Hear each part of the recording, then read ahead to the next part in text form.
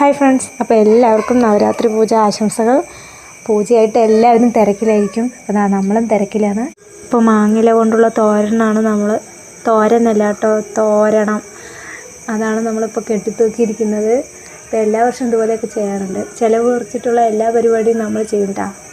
ഇത് തൂക്കുമ്പോൾ ഒരു പ്രത്യേക ഭംഗിയാണ്. ഇതിൻ്റെ ഇടയിൽ ചെണ്ടുമല്ലി ഉണ്ടെങ്കിൽ നന്നായിരിക്കും. ചെണ്ടുമല്ലിക്കൊക്കെ ഇപ്പോൾ നല്ല വിലയാണ്, അതുകൊണ്ട് നമുക്ക് ചെണ്ടുമല്ലിയൊന്നും വേണ്ട. ഇതെന്താ ചെയ്യുന്നതെന്നല്ലേ, ലൈറ്റ് ആൻഡ് സൗണ്ടുകാരൻ്റെ ഒരു പൂജ ഇങ്ങനെയായിരിക്കും കേട്ടോ.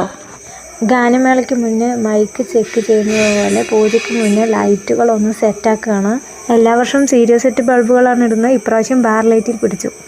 ദൈവത്തിനുള്ള മാല നമ്മൾക്ക് വീട്ടിൽ തന്നെ കെട്ടാട്ടോ, കടയിൽ നിന്നൊന്നും മേടിച്ചില്ല. അരളിപ്പൂ വീട്ടിൽ തന്നെ നിറയുണ്ട്, അപ്പോൾ നമുക്കത് കെട്ടിയെടുക്കാം. ഇനിയും ഒരുപാട് പണികളുണ്ട് കേട്ടോ. കടലപ്പുഴുക്ക് ഉണ്ടാക്കണം, പായസം ഉണ്ടാക്കണം, മുട്ടുസൂചി മുതൽ ഓട്ടിക്കുന്ന വണ്ടി വരെ കുറിയിടണം, അങ്ങനെ ഒരുപാട് പണി. ആയുധപൂജയുടെ മെയിൻ ഹൈലൈറ്റ് എന്ന് പറയുന്നത് വാഴ അപ്പുറത്തും ഇപ്പുറത്തും മുറിച്ച് വെക്കുന്നതും അല്ലെങ്കിൽ കരിമ്പിൻ്റെ തല മുറിച്ച് വെക്കുക, ഇതൊക്കെയാണ് കേട്ടോ. അപ്പോൾ ശ്രീയാമോൾ ഇതേ ഇവിടെ കുറിയിടൽ ബിസിയാണ്. അപ്പോൾ നമ്മളുടെ ഡെക്കറേഷനൊക്കെ സെറ്റായിട്ടുണ്ട് കേട്ടോ. അച്ഛന് ഇതൊക്കെയാണ് ജോലി. ചേച്ചിക്ക് പിന്നാലെ ചന്ദനം തൊടാൻ ദിയാക്കുട്ടിയും കൂടിയിട്ടോ. അപ്പോൾ എത്തി തൊടുന്നത് കാണാം.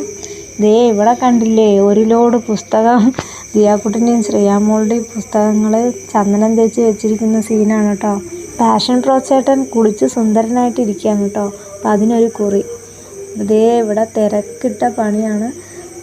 വീടിൻ്റെ മുക്കിലും മൂലയിലും ഇന്ന് കുറിയുടെ അഭിഷേകമായിരിക്കും കേട്ടോ. അങ്ങനെ കുറിയിട്ട് കഴിഞ്ഞ് ദേ പൂജ തുടങ്ങി.